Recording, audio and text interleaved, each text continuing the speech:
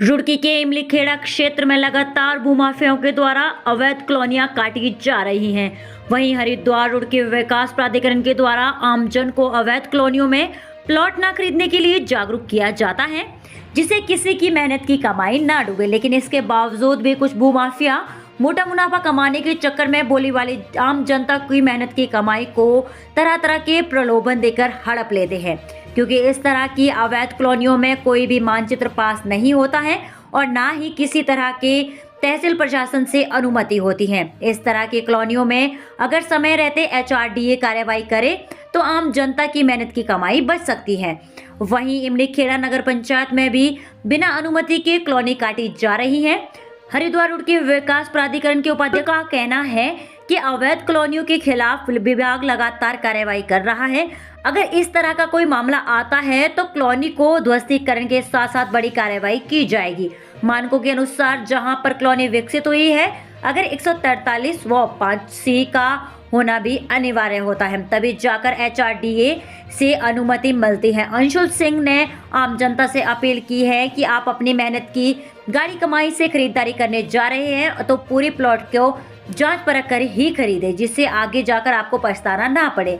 वहीं मौके पर चकबंदी विभाग की टीम भी पैमाइश करने पहुंची तो चकबंदी विभाग की टीम ने देखा कि कुछ समय पहले जहां पर एक हरा भरा आम का बगीचा हुआ करता था, लेकिन आज बाग को कटवाकर भूमाफियाओं के द्वारा मानकों को ताक में रखते हुए एक बड़ी कॉलोनी काट दी गई है। चकबंदी के कानूनगो नरेश पाल का कहना है कि यह कॉलोनी पूरी तरह से अवैध है और हमारे द्वारा इसको नोटिस भी दिया जाएगा, क्योंकि इमलीखेड़ा क्षेत्र में अभी चकबंदी प्रक्रिया चल रही है। कॉलोनी काटने वाले लोगों के द्वारा चकबंदी विभाग को किसी तरह की कोई सूचना नहीं दी गई और ना ही चकबंदी विभाग के किसी भी दस्तावेज में यह कॉलोनी दर्ज है, क्योंकि अगर क्षेत्र में चकबंदी चल रही है तो जहां पर कॉलोनी विकसित कराई जाती है वहां पर चकबंदी विभाग के लेखपाल और कानून गो की रिपोर्ट लगना अनिवार्य होता है। इसलिए यह कॉलोनी पूरी तरह से अवैध है, जिसके ऊपर बहुत जल्द एक बड़ी कार्रवाई कर जिलाधिकारी को रिपोर्ट भेज दी जाएगी।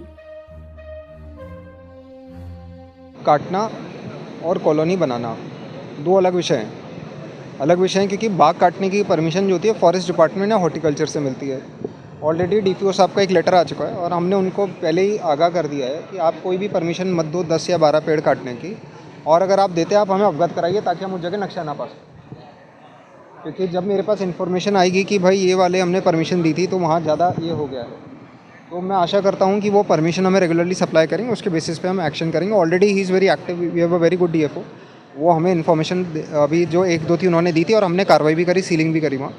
तो मैं आशा करता हूँ ऐसे हमें और इन्फॉर्मेशन मिलती रहे। 2016 के बाद आपका प्राधिकरण में आया रुड़की, तो आधे से ज़्यादा तो आप पहले ही डेवलप कर चुके थे। कोई जिला पंचायत से पास था, कोई इससे पास था।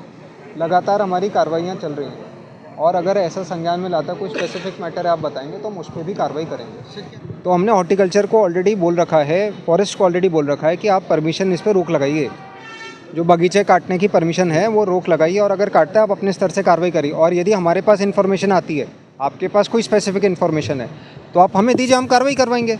इसमें तो आज हम लोग आए, हमने आज ही देखा है इसको कि इसमें इन्होंने न्यू वगैरह भर दिए हैं, और अभी आप लोगों के सामने मैंने इसको कहा है कि अगर आपने इसकी परमिशन नहीं ली होगी तो आप तुरंत इसकी परमिशन लें, नहीं तो इनके खिलाफ जो है ना विभागीय कार्रवाई जैसे भी जो भी नियमानुसार होगी वो इनको नोटिस दिया जाएगा और इसमें कार्रवाई होगी। मतलब 5C होती है चकबंदी में, वो इनको करानी पड़ेगी, वो मस्ट है। नोटिस दिया जाएगा आपकी तरफ से? अगर नहीं नोटिस दिया जाएगा, अगर ये नहीं करा रहे हैं अभी 3 दिन के अंदर इनको नोटिस देंगे। ठीक है।